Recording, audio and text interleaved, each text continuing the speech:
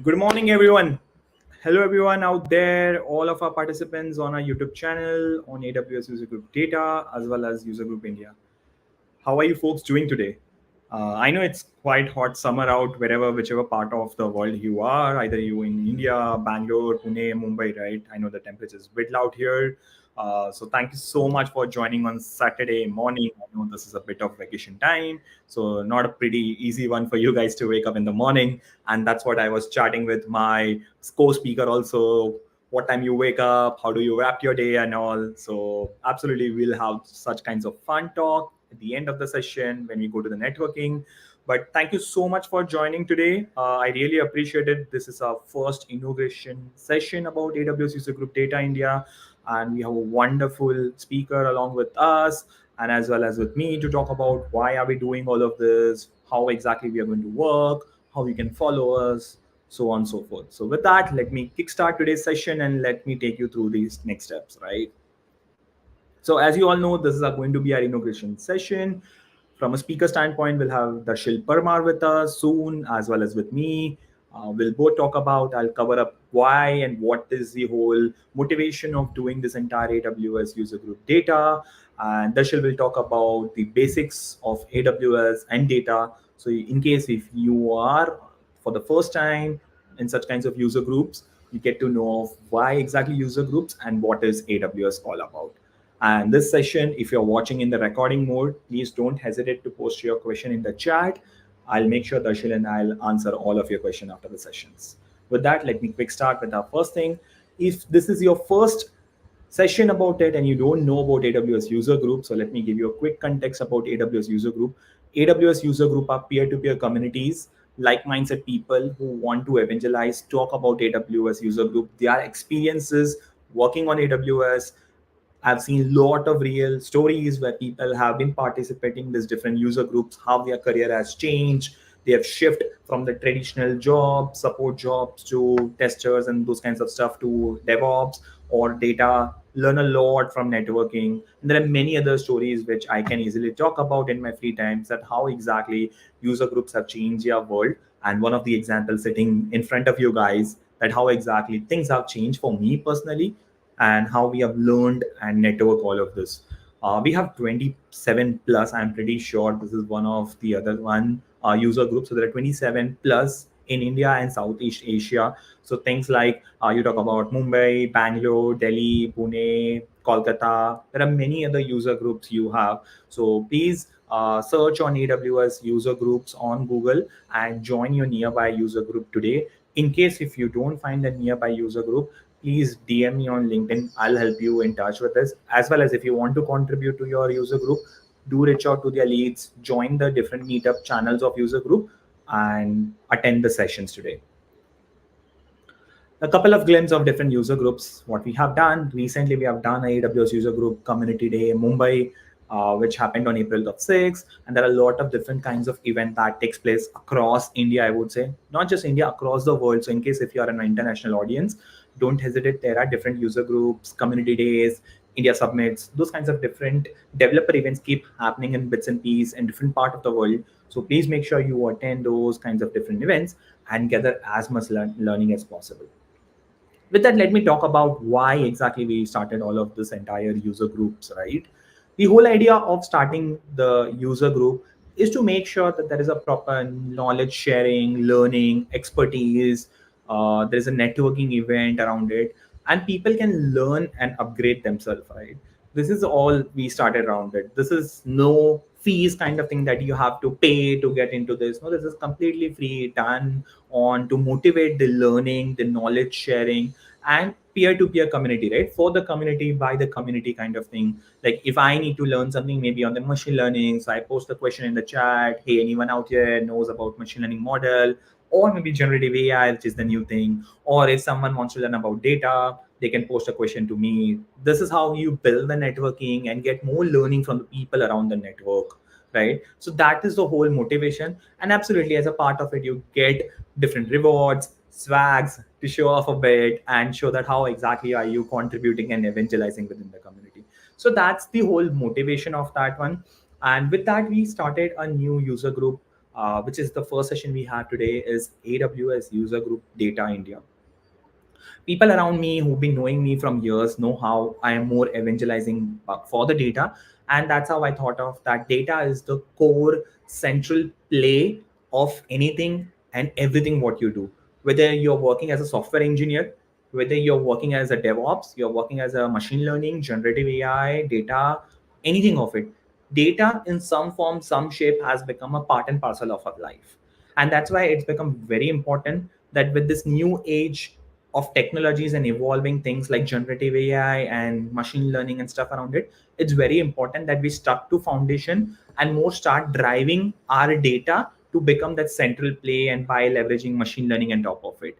So that's where I thought of let's start something where we make sure that foundationally we also grow along with new techniques and tools out in the market. And that's how, with help of AWS developer marketing team, we got and launched AWS User Group Data to make sure with this evolving technology out in the market, we also upgrade ourselves not only on those new technologies, but as well as the back-end things and stuff which are the driving of these new technologies.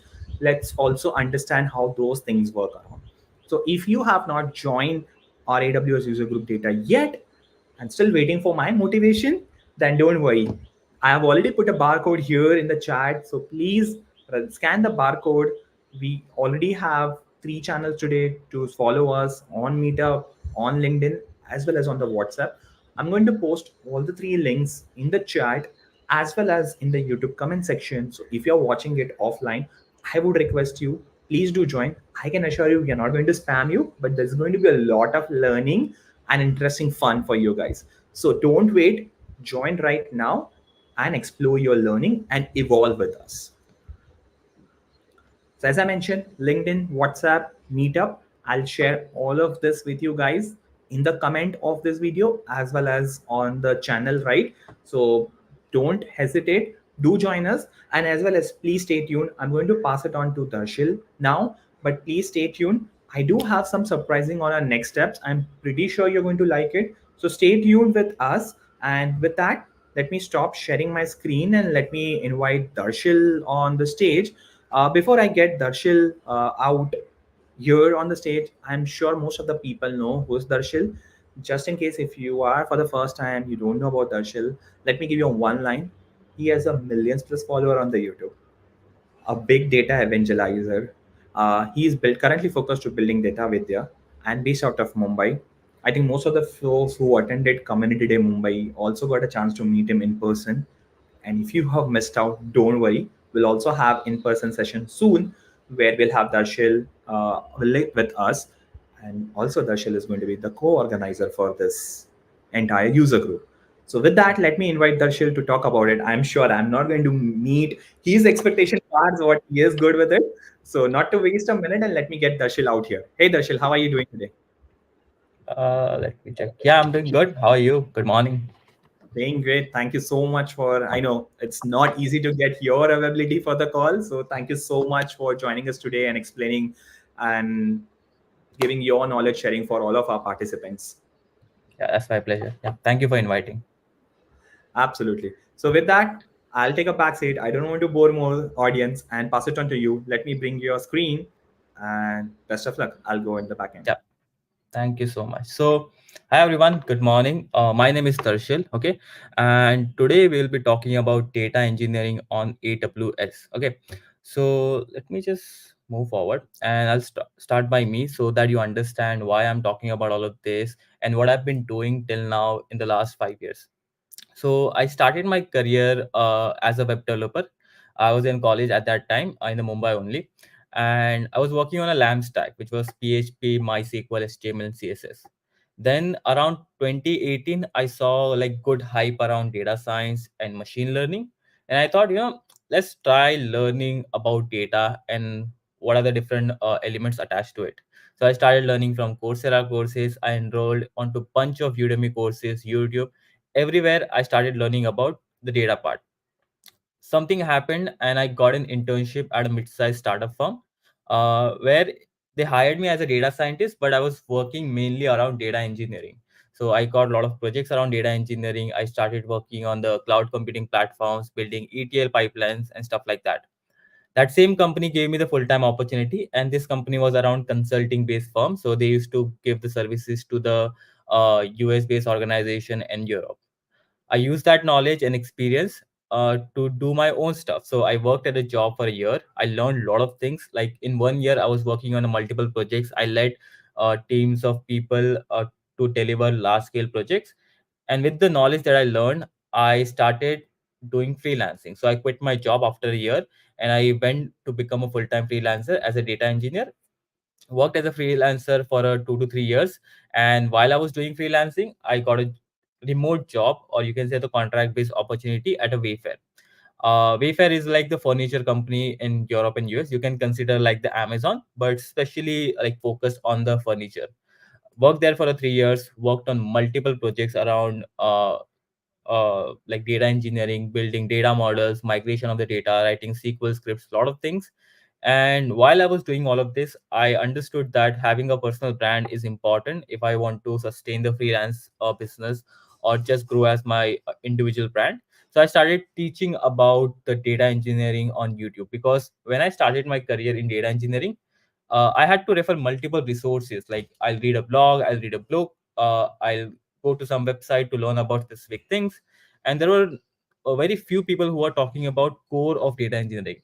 These days, if you go on YouTube, you will find bunch of people talking about this field. But when I started, I had like no one who was talking about all of these things. So I started creating content around data engineering. I started talking about that. Took me 2 years, and I recently crossed 100K subscribers on YouTube. We'll talk about that at the end of the presentation.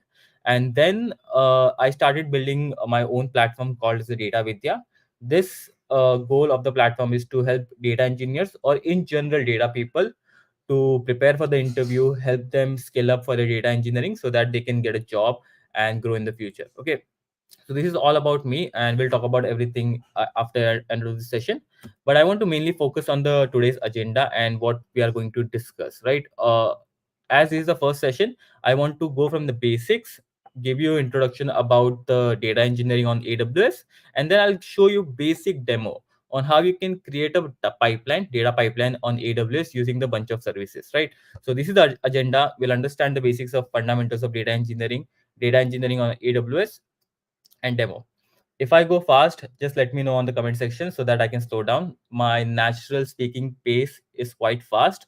So things that take people like 1 hour, I can explain it in half an hour, because I usually speak fast. So let me know if I'm going too fast. So I'll slow it down. Okay.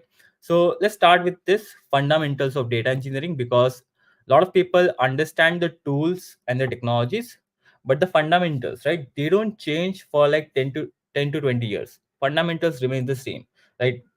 Even if you learn the new coding language or programming language, you know that on the base we have like C or C++.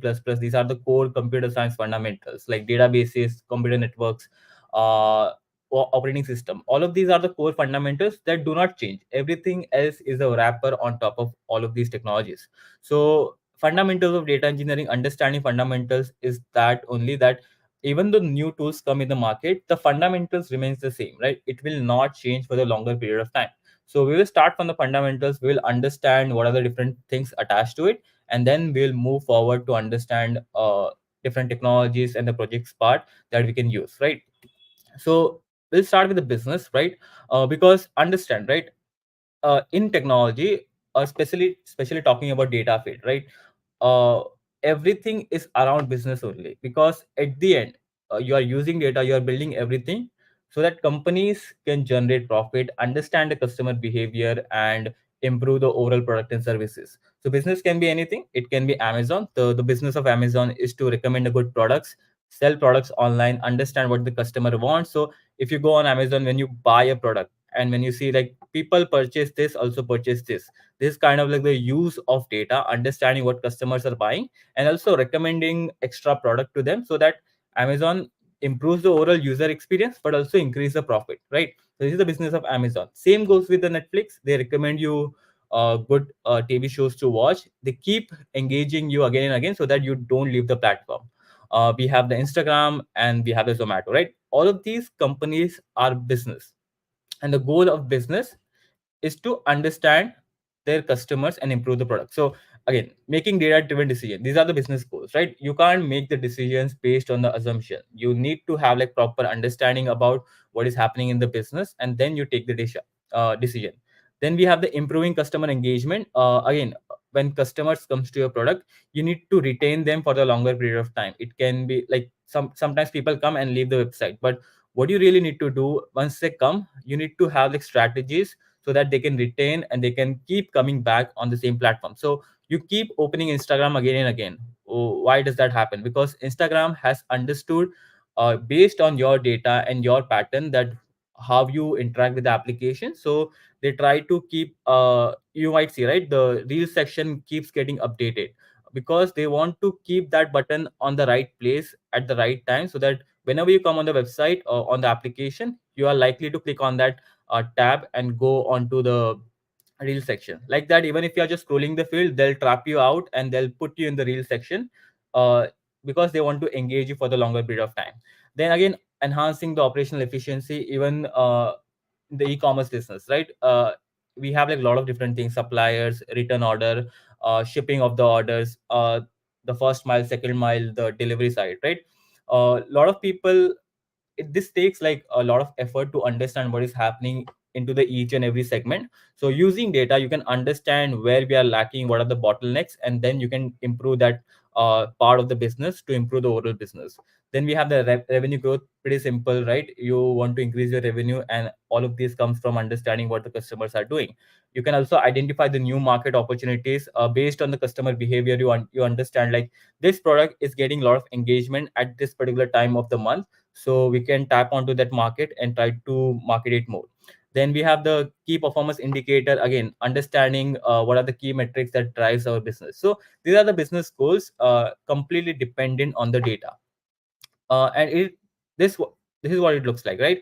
You have the application, and then at the end, on the business side, it can be the dashboards, it can be the machine learning models or the AI models, and in between you have a lot of people, the actual people doing the work, which is the data engineers, data scientists, analysts, trying to make sense out of data. So we'll be understanding this middle part, which is the mainly the data engineering. Okay, these are the people who build the application, the software engineers who writes the code and builds the application. These are the people, can be business analysts, data analysts, machine learning engineers, who use the data to derive the final outcome and generate value for the businesses. And these are the middleman who make sure that all of this data that flows from this source, okay, again, data comes from multiple sources that we will understand, needs to be into the structured format, so that you can feed it to the machine learning models, or you can visualize. You can't visualize the garbage data. You need to have a proper structured data in order to do the final visualization or train a machine learning model. So if you have the basics about machine learning, it's like garbage in, garbage out, right? If you feed the bad data to the machine learning model, it will give you the bad output. So the entire use case of this pipeline is to make sure the data that flows through this application to this model is in the proper structure format, and only the good data that goes. It's kind of like the plumber, right? You are a you're building a pipeline of the water pipeline, and you're making sure only the good water goes through this source, and all of the bad waters comes out of the other source, something like that. So this is what we'll be understanding. And to understand that, we'll go with the data engineering lifecycle. This is from the fundamentals of data engineering book. If you want to understand about the data engineering, you can definitely read that book. This is a data engineering lifecycle that talks about every single component of data engineering project, right? From data generation, ingestion, transformation, serving, storage. So this is like the generation layer, and this is the transformation layer, and this is the serving layer. And then there are some undercurrents that impacts the overall data engineering project. So we'll understand this one by one. First is the data generation. Now, the generation of the data comes from multiple places, right? uh, if we were to talk about like some of the sources, we have the applications, mobile applications, we have the sensor data, right? In the e-commerce business, this happens a lot, right? When a truck is moving from one source to another source, there might be sensors attached to the trucks to understand how truck is moving, which route that the truck took, in which data warehouse the truck went into. All of these things are like data generation sources. So we have the web analytics, Google Analytics, data comes from there, sensors, stock market data. These are the sources where the data gets generated on the first place. This is really important to understand because a lot of people who get into the data field don't have understanding about where the data is coming from. They can build a machine learning models, they can do the transformation, all of this stuff, but having understanding of how data is generated will make you a better engineer because you understand the entire pipeline.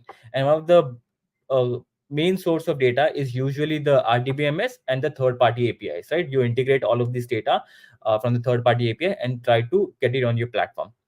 So this is a generation source.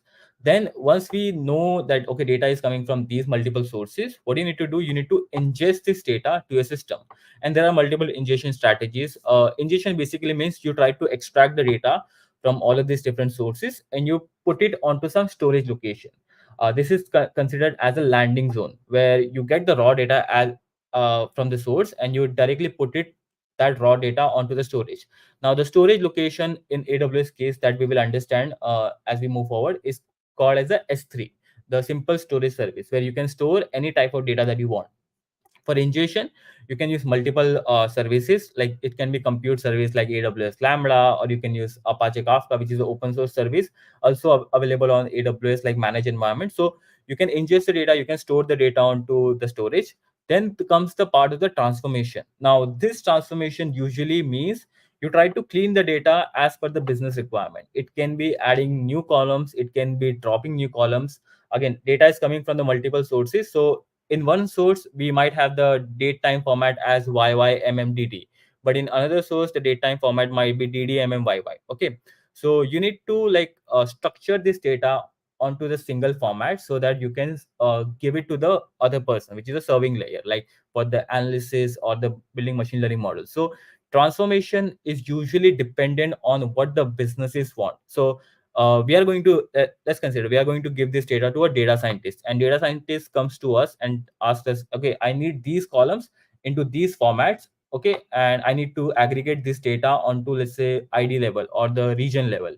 So as a data engineer, you will write all of this transformation code. Either you can use the code or you can use the drag and drop environment. Tools are different.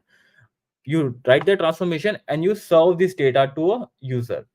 Now serving also comes to, you can store it into the storage location, or you can use the data warehouse, you can use any third party tool that you want, right? Serving comes from here.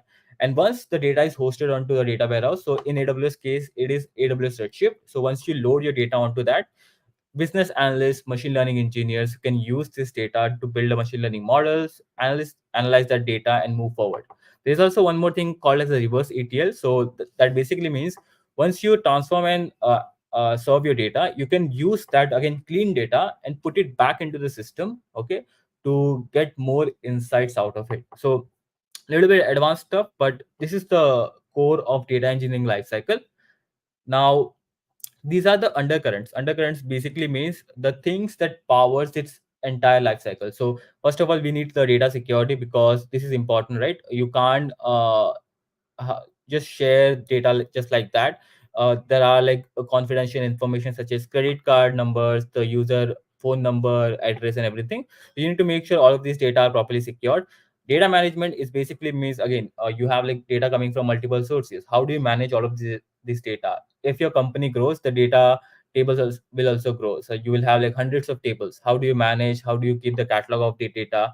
This is also important part. Then data ops basically means if you make any this is kind of like the DevOps, if you understand, like in the DevOps, it's kind of like the philosophy where you try to organize everything into a proper pattern. So if anyone makes changes to a code, it should go through a step-by-step process in order for that code to be pushed into the production pipeline. So this same philosophy applies here, where if you make any changes to your transformation code or the data generation pipeline, this will go through a step-by-step process for that to be applied onto the final outcome. Then we have the data architecture. We'll talk about this data architecture part, which is basically a blueprint of how your data system looks like. Orchestration, this is the step-by-step approach, how you execute your data. So extract data from this source, then do this transformation, then apply this transformation. So orchestration basically means step-by-step execution, and the software engineering. This is the building blocks of every technology, right? You engineer your data pipeline. This is a data system, right? So you're building the entire platform using multiple services and building a product at the end. So software engineering philosophies also applies on top of this. Now, the data generation that we already talked about, right? Data comes from the multiple sources. We have the web application, RDBMS, sensors, and web analytics, surveys, API. So these are where the data are coming from. As you can see, right? We have multiple places of data. Now, the growth of data is insane.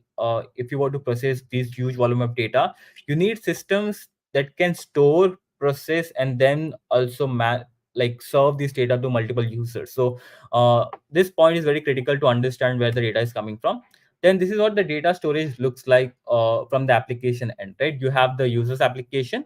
There might be some client libraries. It can be like Node.js. It can be a backend application like Java, Spring Boot, or PHP, or whatever the company is using. That will connect to the RDBMS server, and then that will store the data onto the actual databases. So this is what the data storage looks like from the data generation point of view. Now this is the database management system where the data actually gets stored. Okay, so there are multiple open source tools available, such as PostgreSQL, Oracle, SQL Server, MySQL. Depending on the requirement, company chooses one and then move forward with it. On AWS also, you have the RDS that also supports all of this system. uh, you can use that and load your data easily and scale it as per your need. And this is what the SQL queries looks like if you're watching this video, that means you have the basic understanding of data. So I understand you might be familiar with the SQL, structured query language. SQL is the way we communicate with the databases. So as per your requirement, you write the SQL queries and get the outcome that you want. You can manipulate data, you can delete something, insert some records using SQL. Now these are the data processing system. So the database management, DBMS, that we talked about was considered as a OLTP, online transactional processing. These databases are good for like faster read write updates. You have the CURD operation like create, update, read and delete. These databases are really good for that. But if you were to analyze, like, last 5 years of data, uh, the OLTP system will not be able to do that. The reason is that these data are actually stored as a complete row-based format. So when you try to scan the one single column, what it will do, it will scan the entire row individually, and then it will pick one single column to give you the final output. But we have something called as a OLAP system, online analytical processing. That basically means the data are usually stored inside the columnar format. So in analysis side, we usually need like 2 to 3 columns to get the final analytics. So we might have the product information and the revenue information. So if you want to find like the total revenue by the individual products, you just need the 2 columns. You don't need other columns. So in this case, if you want to answer like how many people bought X product on the XYZ month, you can easily do that using OLAP system. But if you were to do the same operation onto the OLTP system, which is using PostgreSQL or MySQL, it will take a lot of time and is not efficient to write all of these queries onto the system. So basically, in data engineering, what we are really doing is that we are taking data from OLTP system or the multiple sources and trying to put that onto some kind of target location. It can be OLAP or the storage system. So this is the backbone of a data engineering where we are doing this. And to do this, we have something called as the ETL, extract, transform, load. Okay, where we extract data from the multiple sources, databases, files, SaaS application, all of these places. Then we have the staging area where we store the data that we understood in the data engineering lifecycle, and then we load our data onto data warehouse, and this data can be analyzed. So this is what the entire ETL process looks like. Now these were the fundamentals. Now what if you were to do this using the different tools? We have these many tools available for to perform these entire operations, right? You can't even see the tools name, but if you just try to recognize like individual, you will see the AWS over here. You have the Oracle for the data warehouses, Snowflake is available over here, Databricks is here. A lot of tools. You can just Google about like the big data landscape 2024. You will get this image, and then you can zoom it and try to see what are the different applications or the products that powers this entire pipeline, right? This is the entire landscape for the data, right? Which is machine learning, AI, data landscape completely. So If you want to understand, like if you want to use the like specific tool for infrastructure, we have these many tools available. For analytics, we have these many tools available. Most of the tools, like you're not going to use every single tools. Usually depending on the requirement, you try to pick up the individual tools. So uh, yeah, so basically based on the requirement and the architecture, you pick the final tools and build your pipeline. Now while we are talking about AWS, we'll be focusing on just using AWS products rather than using every single products available in the market, because you can build a complete data engineering lifecycle or the data engineering project on AWS. Top companies like Netflix, even Airbnb, Dream 11, which is like last year powered the IPL and sponsored the IPL, uses AWS to process all of their data on the large scale. So big players usually use AWS to process this, and these are all of the services available. Now again, when you go to a cloud platform, you will see cloud is fundamentally built on the multiple services. We have the infrastructure as a services, where they provide the actual infrastructure. It can be like EC2 machine or any compute machine.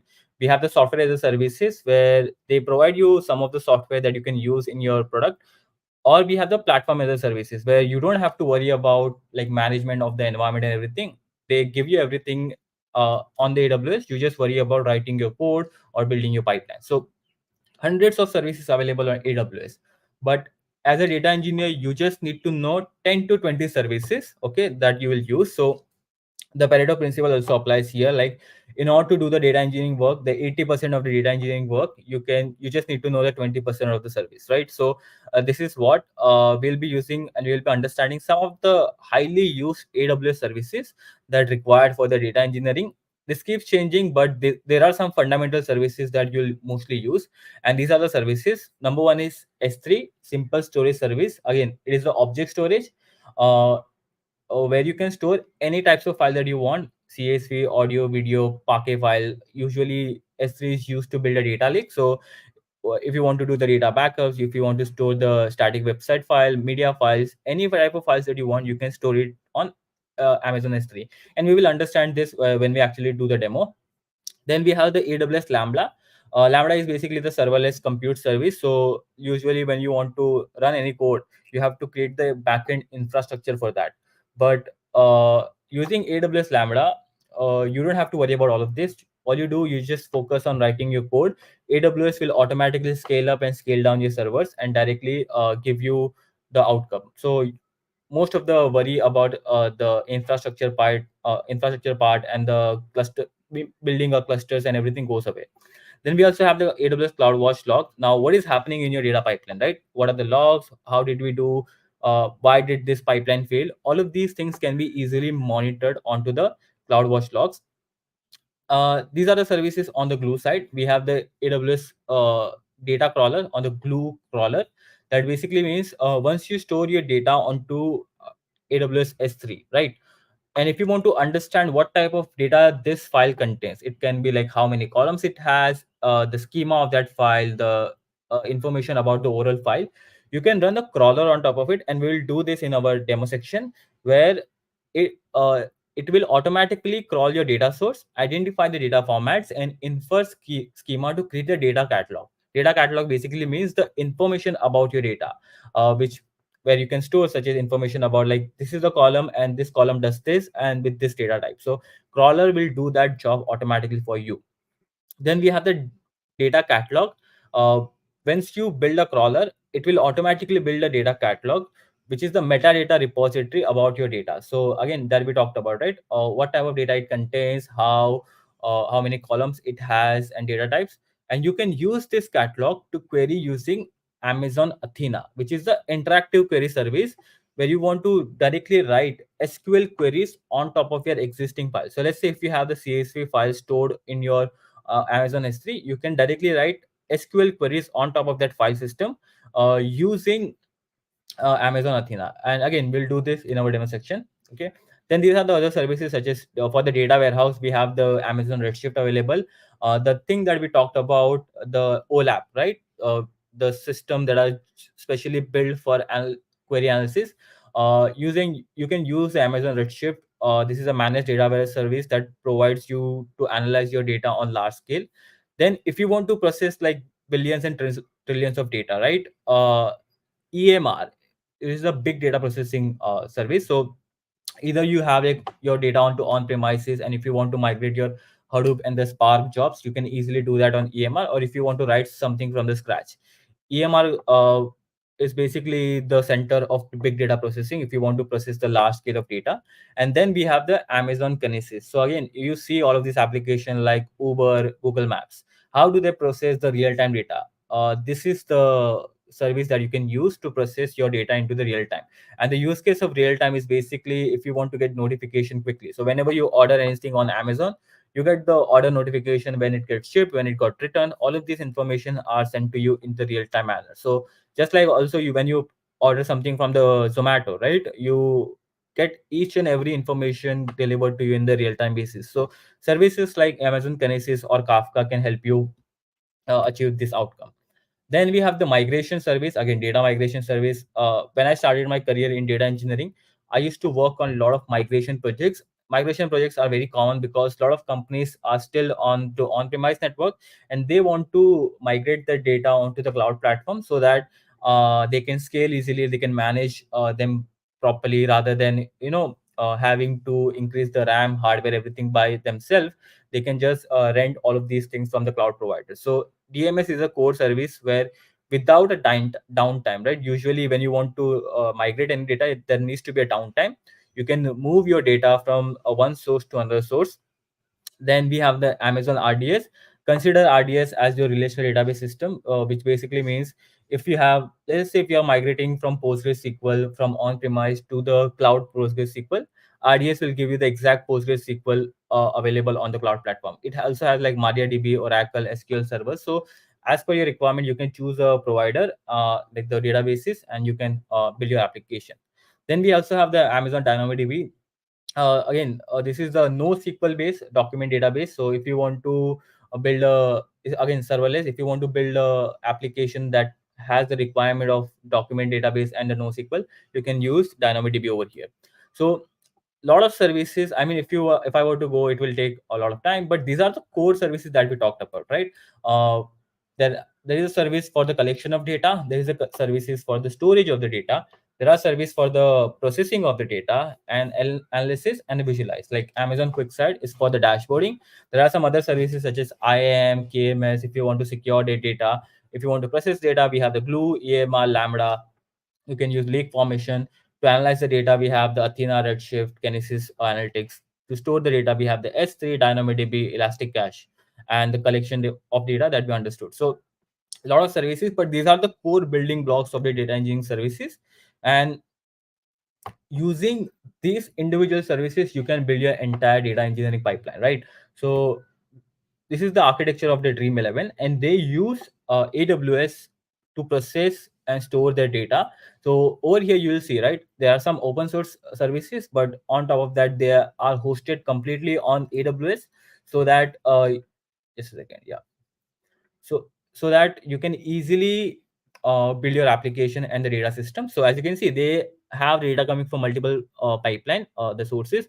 uh, if you were to see the data engineering lifecycle that we talked about, right, this is the fundamental system again, using the tools. So again, data generation part, these are the data generation part. This is the data ingestion part where they are using Kafka to ingest this data. Then this data gets stored onto S3, which is the data storage. On top of that, we have the transformation layer, which is the ETL available over here. Amazon Athena is to do some queries on top of this data. Redshift to analyze this data, and Stream Data to Apache Flink and KSQL to process the real-time data. And then there are some other notification service and the third-party service that they are using, right? So this is the core architecture of Dream 11, and this is how they use. Quite complicated, and this is the reason I included this, because fundamental is still the same, right? Even if you go onto the like complex to complex architecture, you will understand that the fundamentals of data engineering lifecycle stays the same. Tools will come and go. You can plug any tool and put it over here. So instead of this Apache Flink, you can put the Kinesis. Instead of let's say Apache Spark, you can put the EMR, which is the managed version of Apache Spark. A lot of different things as per your requirement you can put and build your application.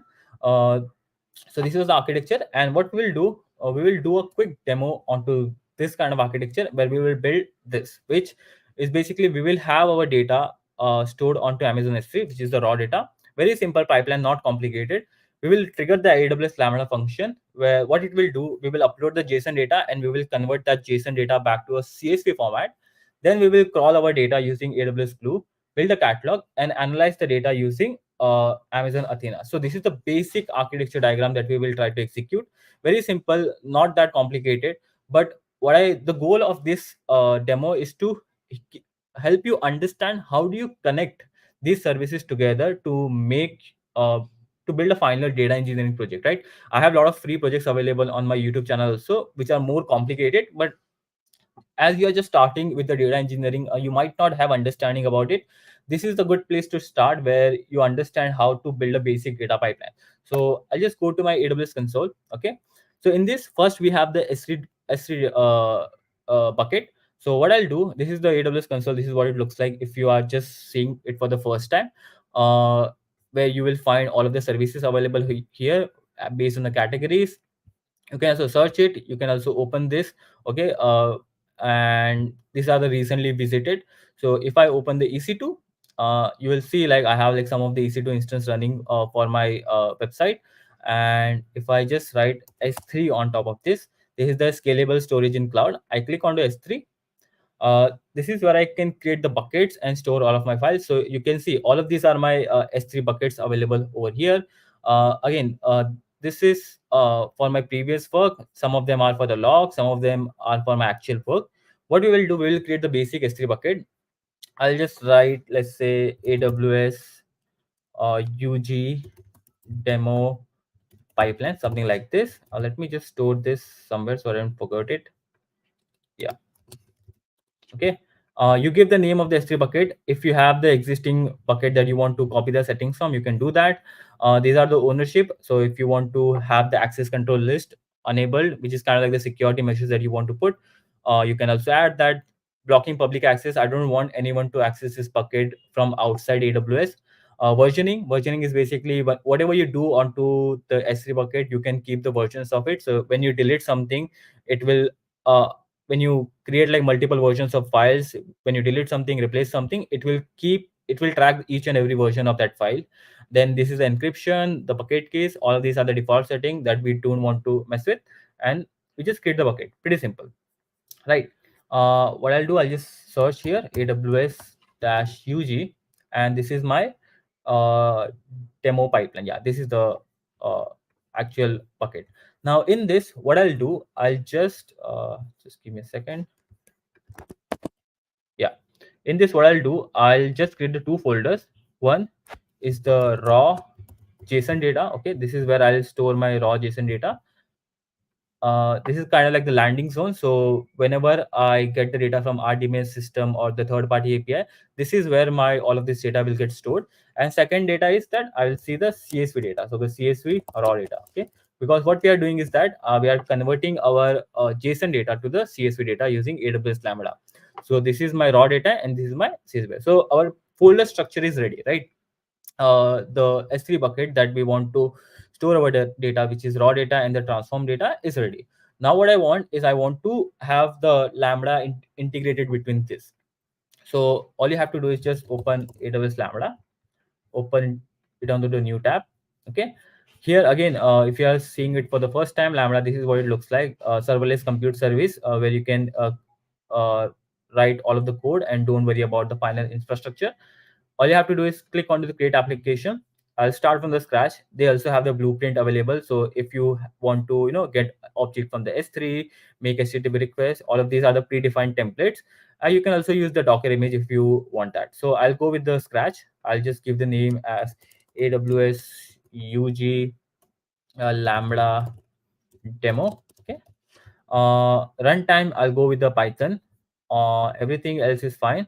Execution role, this is where you apply the IAM role, where it needs to have the permission to read data from Amazon S3, uh, and also read and write data from Amazon S3 and the Lambda permission. I already have the role created for this, which is, I think, wait, let me check. Yeah, I think it is this one. I already created for one of the projects, so I'll go with that. uh, so this will, once you create this, this will create your Lambda function here, where you can write the code. Here you can add the triggers. So Lambda works on the multiple triggers. So for example, whenever we upload any data onto Amazon S3, this Lambda function code should run. Or whenever you delete any data, or at 9 a.m., this Lambda function should run. So all of these kind of triggers that you can apply onto the Lambda function. Here what we will do, I already have the code written, so I'll just put it over here, and then I'll make the few changes as per our requirement. Okay, so this is the basic Python. Again, if you don't know Python, I'll just try to explain you from the basics. But uh, you need to know one programming language. It can be Python, it can be it can be Python, it can be anything. Node.js that AWS Lambda supports. But all we are doing here is that instead of this, first we will hard code this, right? So first of all, I need to write my bucket name where my files are actually stored. So in this case, it is stored onto this. Let me zoom this so that you can also see. Yeah, this should look good now. Okay. So this is where my bucket name is. This is where my files is stored. Then I need to provide the JSON key. JSON key is the actual path where my file is actually stored. So in this case, it is stored onto the raw JSON, and I'll upload one JSON file onto this. I'll do the add files. What I just did is that I'll just show it again. I went into the folder, which is the raw JSON. I clicked on the upload. I click onto the add files. You can also drag and drop. And this is the online retail JSON file available, right? I'll just upload it, and I'll upload it over here. If I were to show you this JSON file, let me see if I can open this. Yeah, this is opening on the Firefox. Wait, I open it here. Yeah. So this is the JSON file. Where did it go? Wait. It's here. Yeah. And this JSON file is a big, small JSON file, which is the online retail JSON file, where you have the invoice number, stock code, description, quantity, invoice date, unit price, customer ID, country. So you understand the JSON format. It is in the bracket, the key name and the value name. What I want to do, I want to convert this JSON data into the CSV file. So I'll do that now. I'll go to this. Okay. I uploaded this data onto the raw JSON format. What I'll do, I'll go here and I'll put the key name, which is I'll copy the S3 URI. You can put it over here, raw JSON. Okay, slash. I give the name to the file. So again, format is same. You have your bucket name, and you provide your key name. Once you do that, this is the S3 object where you can get the, we created the, using the Boto3. Boto3 is a library that you can use to interact with the AWS services. So using Boto3, I connected with the S3. Using the S3 get object, I added the bucket name and the file name. I read the actual body using the data that I wanted to read from the JSON file. Using the pandas data frame, I read the JSON file, converted that into the string buffer, and again wrote that back to the S3 bucket. Again, basics of Python, if you have understanding about this, these are the basic function that we're using to read the data and write data. This is a timestamp format that I'm attaching while writing this data. So I want to write this data onto CSV raw data, which is this one. So I'll put the folder name, which is CSV raw data slash online retail, and I'm attaching a timestamp. So every time we write the data, we need to attach one timestamp so that we can understand when this data was written. And we use the put object function. This is the get object function to get the data. This is the put object function. Bucket name, CSV keys, we provide the value, and then we return the code whether this was success or not. Right now, all you have to do is click onto the deploy button. This will deploy this entire code uh, onto the AWS, and I can just test this. So I'll just give the basic name as test, and I'll just click onto the save. Right. If I test it, you'll see we are getting the error as no module as pandas, because what we are doing is that we are importing the pandas module to read the CSV and the write CSV, but we don't have the module available.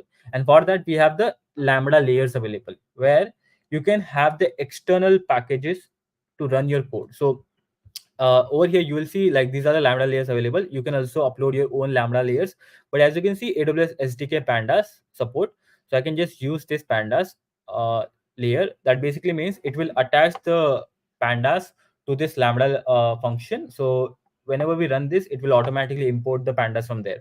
I'll just do the test and let's see what the error that do we get. So it's currently executing. Now it is giving me error message as task timed out after 3 seconds, right? That basically means the default configuration of lambda function, if I go here, you will see the timeout is around 3 seconds. So lambda function will execute for the 3 seconds, and if the code is executed completely, it will give you the output. If not, it will give you the error that we ran out of time. You need to increase the time if the code takes long. So I'll just change the timeout to the 5 minutes, 5 minutes 3 seconds, okay. And I also increase the memory because we might run out of the memory. So I'll just give the 1024 memory, which is the RAM, to execute the code, and I'll do the save. And what I'll do, I'll again go back to my code and I'll do the test. Okay, let's wait for this to execute. If we face any error, we'll try to fix it. If we don't, we should be seeing one file available onto this part. So calling the invoke API function failed, the error cannot be occurred. I think, wait, let me check again what this error is.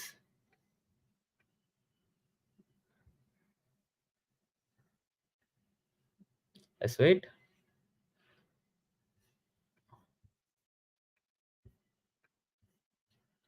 Mm. It's taking 22 seconds. So again, we the default value was around 3 seconds. Now it might take around 1 minute in total because we have a lot of things to do here. Where it is reading the data, it is actually processing this data, then writing it onto the S3 back. So 40 seconds. Let's wait.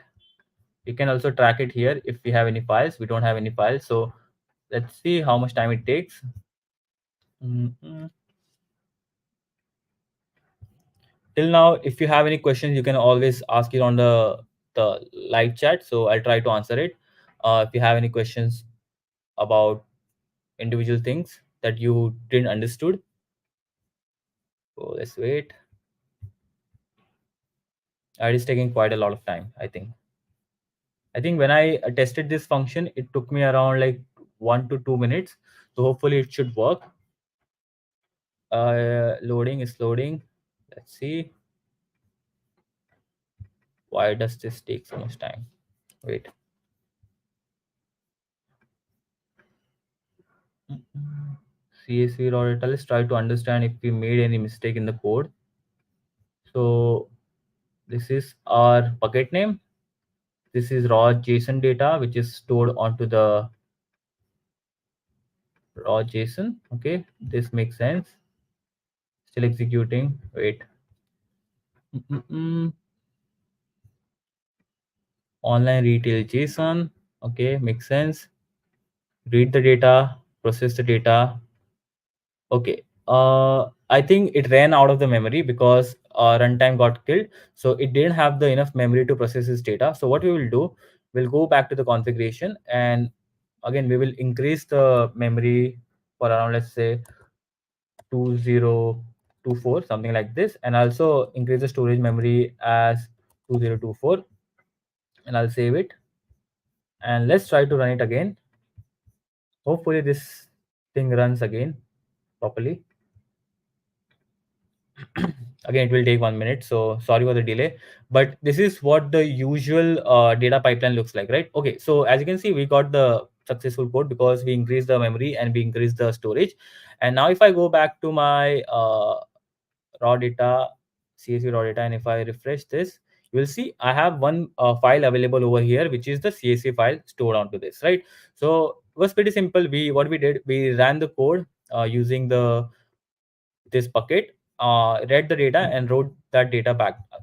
If I do the test again, you will see one more file available added onto this. So let's just wait for this 5 seconds.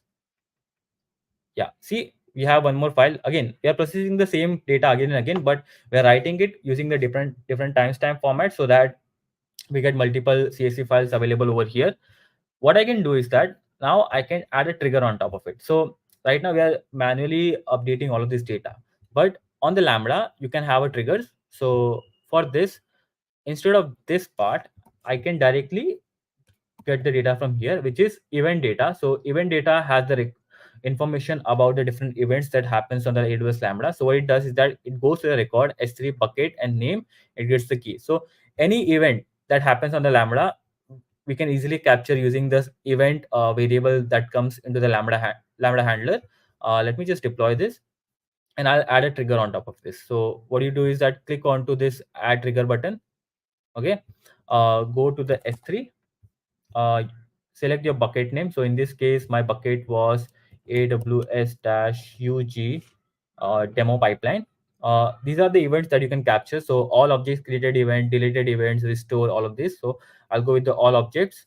The prefix is the path where your raw files are stored, where you want to capture the event from. So I'll just directly do this raw JSON. Okay, acknowledge this, and I'll add the trigger. So I added the S3 trigger. So what this means is that now whenever I upload any data onto this folder, which is the raw JSON, this Lambda function will get triggered. So as per our architecture diagram, whenever we have any data available onto S3 bucket, we need to trigger this Lambda function, and it should store the data back to the S3 again. So what I'll do, I'll again upload the same data back.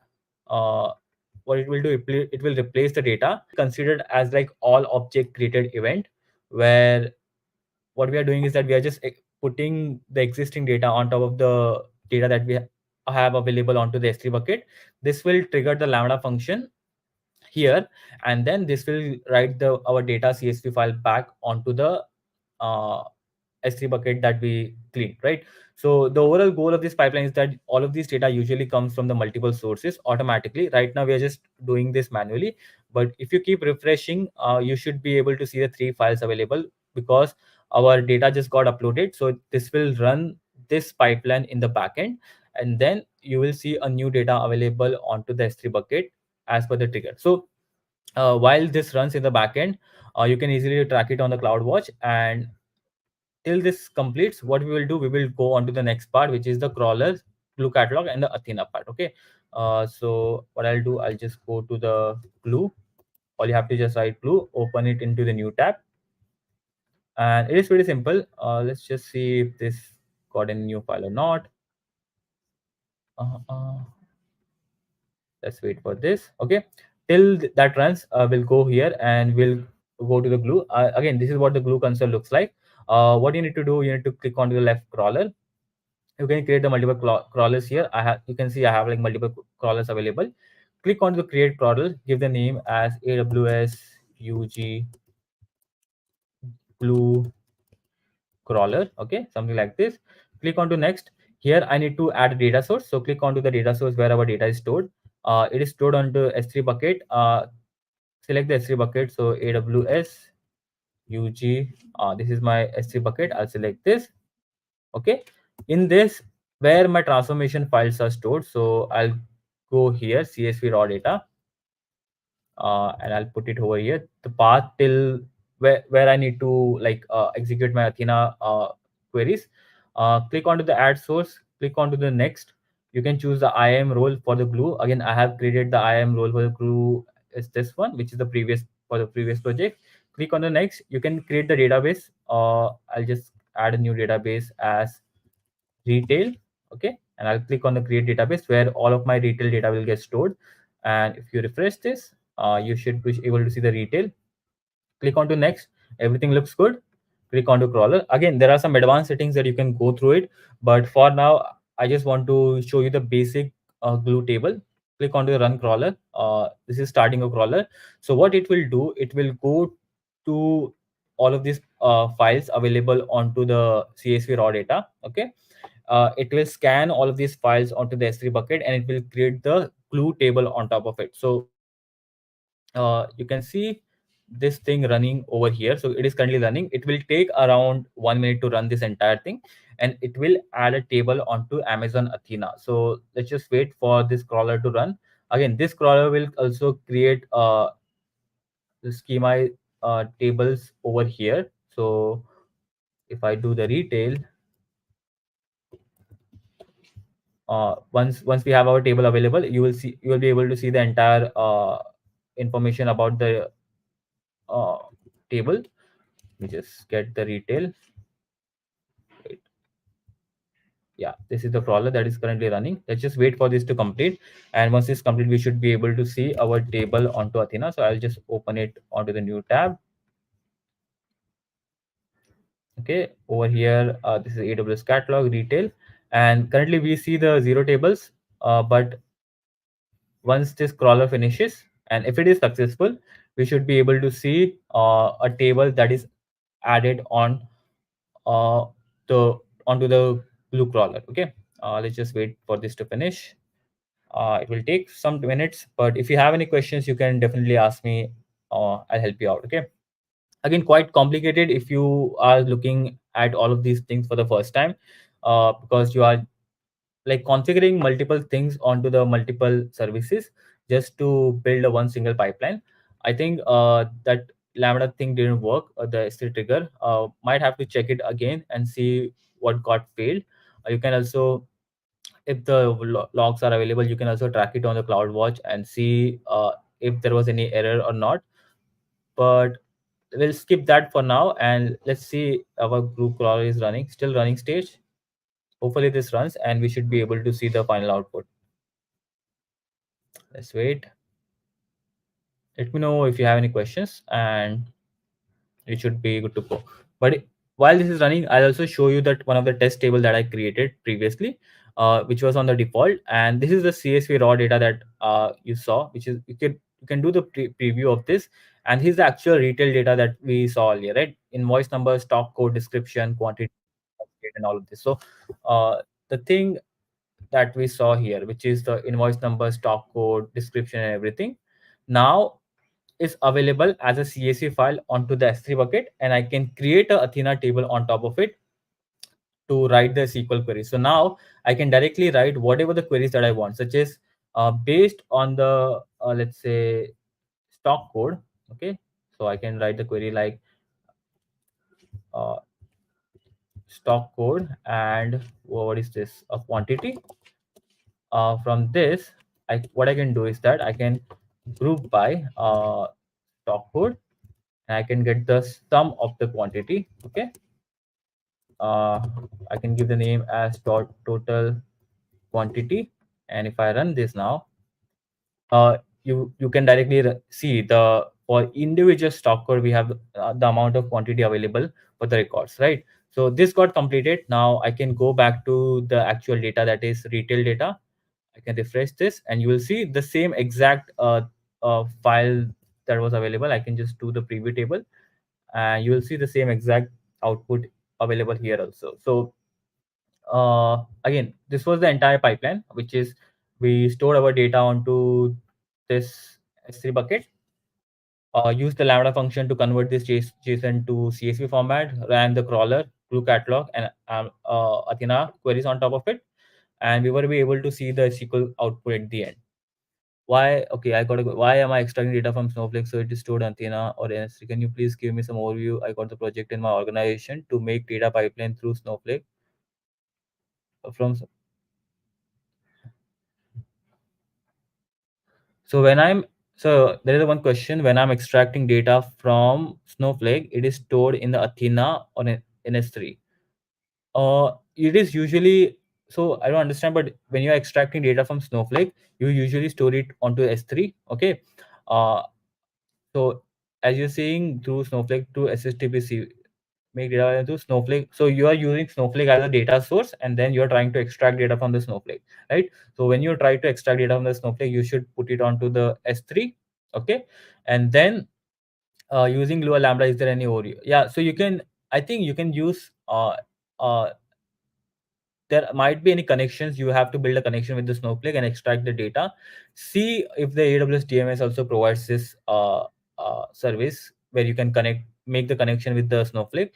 But it is basically you just extract the data, put it onto S3 on the incremental basis, and then you process your data as per the need. So you have to design the architecture as per, like, if we were to extract data from Snowflake, there might be backup going on, or you write the manual queries inside the Python code or the Spark code, load data on the daily basis till there is a requirement, and once that is done, you process your data as per your need and then move forward. So I think you can do that using that. You will have to research a little bit on top of it, but this is what the pipeline should be.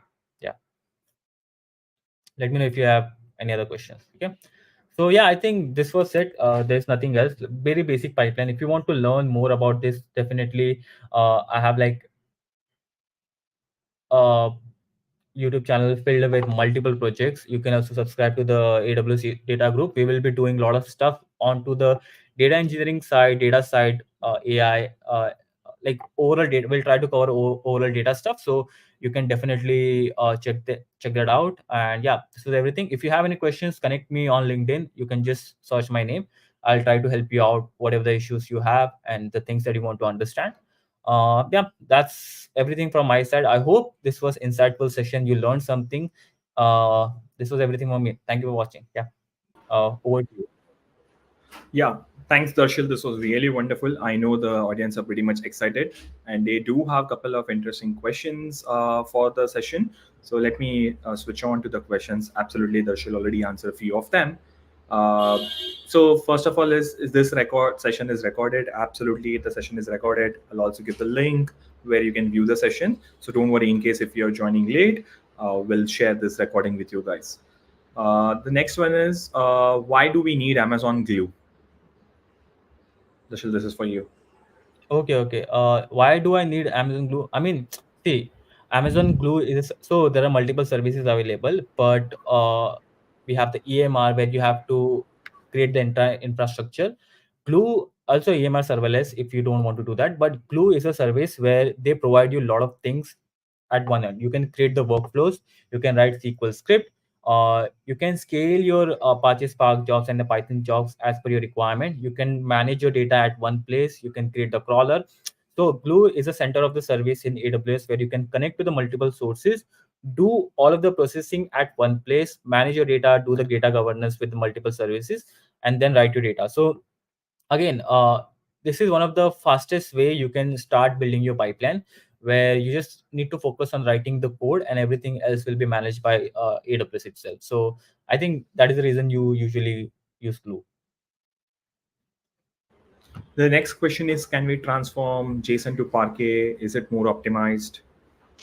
Definitely, right? So in this demo, I was going to do that, but I ran out of time. But you can go with the JSON to Parquet is the best file format when you're working with the data engineering because it is a columnar file format. So and it also stores the schema information and the metadata. So as per your requirement, you can easily analyze on. It is also optimized for the Redshift. You can also compress it as per your requirement. So definitely uh, instead of using CSV or any other file format for the data storage purposes, you should always go with the Parquet file format. For the demo, I just tried to keep it simple so that people who are just starting out can understand. Next question is, why we need Glue crawler as well? This is from Han. So yeah, so Groove Crawler, right? So again, you don't really need it. It is automated version of creating a table. So what you can do, let's say if you have data stored onto S3, and there is a way you can load your data onto Amazon Redshift, where you have to do some processing and then load your data into structured format. But in data engineering, we have something called as a data lake, where what you do is that you put every single file directly onto S3 as it is. Okay, you don't do anything. And as per your requirement, use the SQL queries to do the transformation. Now, when you want to run the queries on top of these S3 files, you need some mechanism to build a table. So you can use the create table statement and provide the path to the S3 buckets and everything, files and schema and everything to create it. You can just Google it and you will find the information about that onto the documentation, how you can create the manual file. But this will require you to understand every single thing, right? You will have to understand about the column name, the schema, where it is stored, there is also called as SERDEV, serializing and deserializing. All of these things you have to provide it. A glue crawler automates everything for you, right? You don't have to worry about everything. So whenever you add new file, whenever you want to transform anything onto the Athena level, you can easily do that using glue crawler. So it's kind of like the automated version where you don't have to worry about building tables by yourself. The next question is, I want to understand how to get an entry level job in data engineering. So getting an entry level job is quite tricky because you need to show an experience in data engineering. You do need an experience. Uh, there are some things you can work on and also get internships. So instead of focusing on just job, if you try to see some good projects to work on that can build your portfolio, that's a good way to go. So what you do is that you start building your own projects.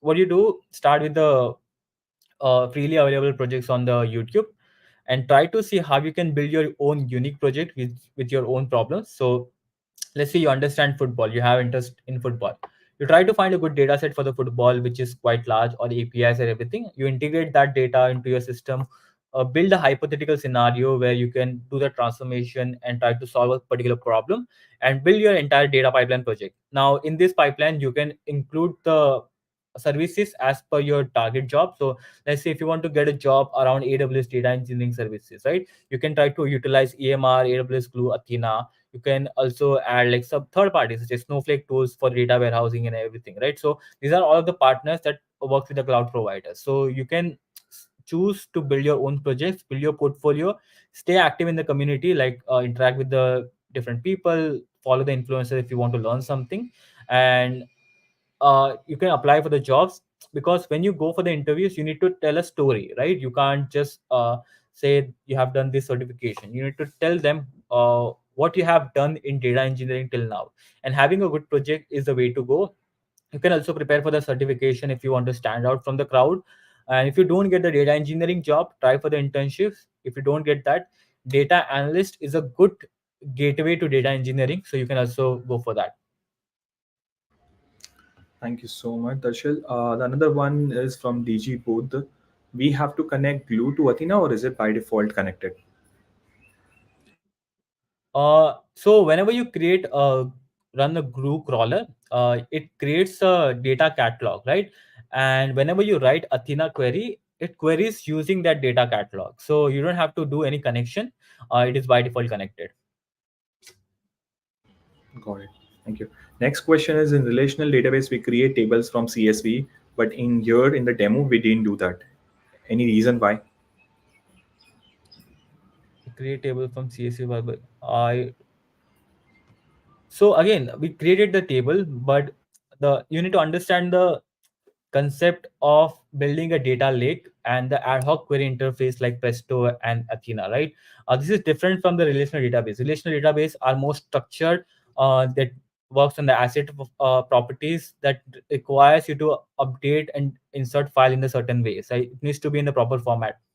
Here, this is just a clean file, right? It's consider it like the your files are stored onto S3 bucket, and on top of this, there is a layer of glue catalog and crawler that can help you to directly query on top of the file system, which is the actual CSV file. When we ran the Athena queries, we ran the queries on top of the S3 files. We did not store that data back onto the relational database. So you can read about the open table formats, which is the better version of this, where you can understand how you can uh, build a data lake or the delta lake on top of the files that are stored onto the raw object storage rather than storing onto the relational database or the data warehouse. So it's a different concept.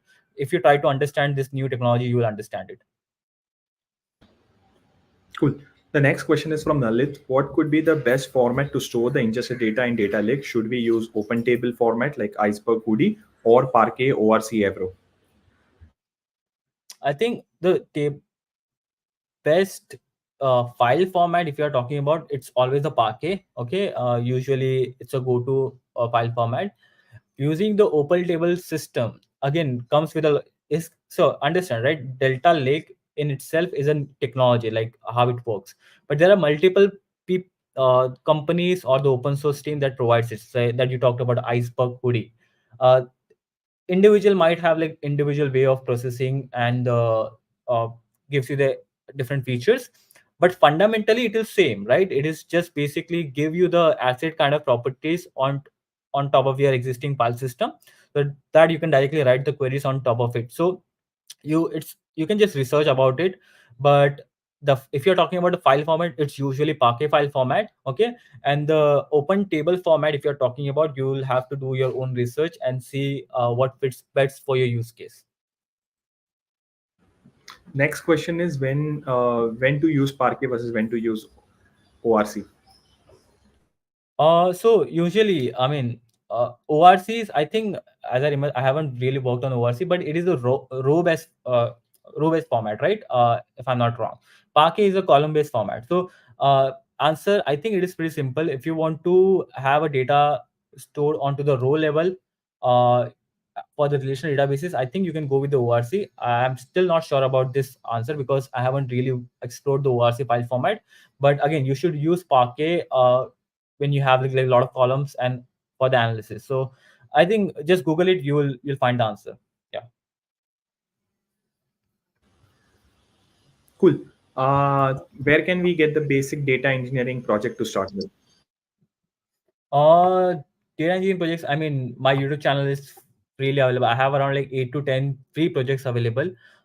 You can start with. On Data Vidya also we have some courses available on projects. So you can also do that.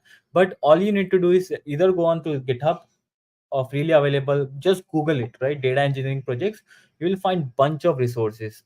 This question can be easily answered if you just Google it. So I don't think you need anything else for this.